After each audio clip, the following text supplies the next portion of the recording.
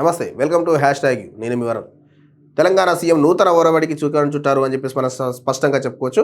ఏదైతే తెలంగాణలో గత సీఎం లాగా కాకుండా ఇటు ప్రతిపక్ష ఎమ్మెల్యేలకు కూడా అపాయింట్మెంట్లు ఇస్తూ వాళ్ళు చేసినటువంటి విజ్ఞప్తులను పరిగణలోకి తీసుకుంటూ వాటి పరిష్కారాల దిశగా అడుగులు ముందుకు వేస్తున్నారని చెప్పి స్పష్టంగా తెలుస్తుంది. సో ఈ తరుణంలోనే ఏదైతే దుబ్బాకను త్వరలో రెవెన్యూ డివిజన్గా మారనున్నది అని చెప్పేసి కొంత తెలుస్తున్నటువంటి పరిస్థితి. గత వారం ఏదైతే సీఎం రేవంత్ రెడ్డిని ఏదైతే దుబ్బాకకు చెందినటువంటి ఎమ్మెల్యే కొత్త ప్రభాకర్ రెడ్డి కలిసి సీఎంను కలిశారు.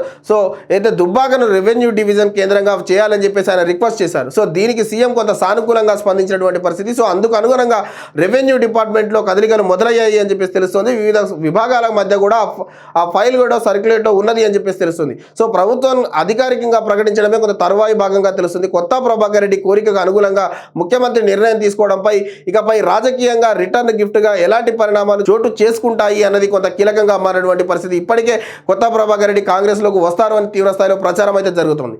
సో దుబ్బాకను రెవెన్యూ డివిజన్గా ప్రకటించాలని చెప్పేసి ఆ ప్రాంత ప్రజలు చాలా కాలంగా కొంత డిమాండ్ అయితే నడుస్తోంది. సో జిల్లాల పునర్విభజన జరిగిన సమయంలో కూడా రెవెన్యూ డివిజన్గా ప్రకటించాలని అయితే దివంగత మాజీ ఎమ్మెల్యే ఉన్నటువంటి రామలింగారెడ్డి కూడా తీవ్రస్థాయిలో కొంత ప్రయత్నాలు చేశారు.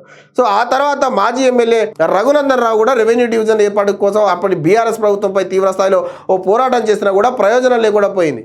సో అయితే మొన్నటి అసెంబ్లీ ఎన్నికల్లో బీఆర్ఎస్ పార్టీ నుంచి పోటీ చేసినటువంటి కొత్త ప్రభాకర్ రెడ్డి అదే అంశాన్ని ప్రధానంగా తన ఎన్నికల ప్రచారంలో ప్రస్తావించడం జరిగింది. బీఆర్ఎస్ అధికారంలోకి వస్తే ఈ యొక్క రెవెన్యూ డివిజన్గా మారుస్తాము అని చెప్పేసి అధికారంలోకి రాకపోయినా కూడా ఫలితాలు వచ్చిన వెంటనే కూడా దుబ్బాకు సంబంధించి రెవెన్యూ డివిజన్గా ఏర్పాటు చేయిస్తామని చెప్పేసి హామీ ఇవ్వడం జరిగింది. సో కానీ బీఆర్ఎస్ అధికారంలోకి రాకపోవడంతో కొత్త ప్రభాకర్ రెడ్డికి సంబంధించినటువంటి హామీని కాంగ్రెస్ ప్రభుత్వం నెరవేర్చేందుకు రెడీ అయింది అని చెప్పేసి కొంత స్పష్టంగా చెప్పుకోవచ్చు. నియోజకవర్గాలకు సంబంధించి అభివృద్ధి కోసమే ముఖ్యమంత్రిని కలిశామంటూ కూడా కొత్త ప్రభాకర్ రెడ్డి సహా మెదక్ జిల్లాకు చెందినటువంటి ఎవరైతే మిగతా ముగ్గురు ఎమ్మెల్యేలు కలిశారో వాళ్ళందరూ కూడా ఇటీవల క్లారిటీ ఇచ్చినటువంటి పరిస్థితి. సో రాజకీయాలతో సంబంధం లేదని కొంత వాళ్ళు ఇప్పటికే చెప్పారు. సో దీనికి తగ్గట్లుగానే సీఎం రేవంత్ రెడ్డి సైతం మాజీ సీఎం కేసీఆర్ కేటీఆర్ను కలవడానికి వచ్చినా కూడా అవకాశం ఇవ్వనటువంటి పరిస్థితి గతంలో ఉండేటువంటి పరిస్థితి. సో చాలా మంది బీఆర్ఎస్ లీడర్లు సిట్టింగ్ ఎమ్మెల్యేలు కాంగ్రెస్ వైపు చూస్తున్నారని వార్తలు వస్తున్న సమయంలో ఆ నలుగురు తర్వాత మరికొందరు మంది వెళ్ళి కూడా సీఎం రేవంత్ రెడ్డిని కలిసినటువంటి పరిస్థితి. సో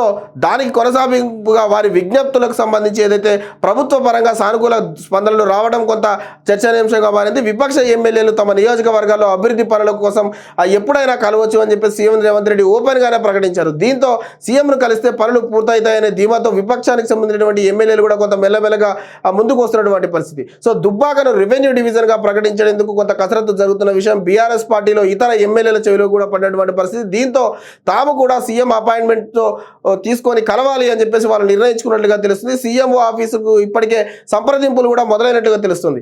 నియోజకవర్గంలోని దుబ్బాక, మీర్దొడ్డి, అదేవిధంగా ఆ చేగుంట, దౌలతాబాద్, అదేవిధంగా రాయపూర్ మండలాలకు మొత్తం కలిపి ఒక రెవెన్యూ డివిజన్గా ప్రకటించేందుకు అధికారులు ఇప్పటికే కసరత్తు మొదలు పెట్టినట్లు తెలుస్తుంది. సో సీఎం ఆదేశాల మేరకే రెవెన్యూ సంబంధించినటువంటి అధికారులు ఓ ఫైల్ను ప్రపోజ్ చేసినట్టుగా కూడా సమాచారం అందుతుంది. సో అసెంబ్లీ సమావేశాలు ముగిసేలోపై రెవెన్యూ డివిజన్కు సంబంధించి ప్రకటించే ఛాన్స్ ఉన్నట్టుగా కూడా కొంత అధికార వర్గాల్లో అయితే కొంత చర్చ అయితే నడుస్తుంది. ఏదేమైనా కూడా కొంత సీఎం రేవంత్ రెడ్డి ప్రస్తుతం కొంత కొత్త రకంగా ముందుకు వెళ్తున్నటువంటి పరిస్థితి. అందరికీ అందుబాటులో ఇటు ప్రతిపక్షం ఇటు విపక్షం అని లేకుండా అందరికీ కూడా పూర్తి స్థాయిలో అందుబాటులో ఉండడం అనేది కొంత చర్చనీయంగా దారితీస్తుంది. సో మరిన్ని తాజా సమాచారాల కోసం చూస్తూనే ఉండండి హ్యాష్ ట్యాగ్.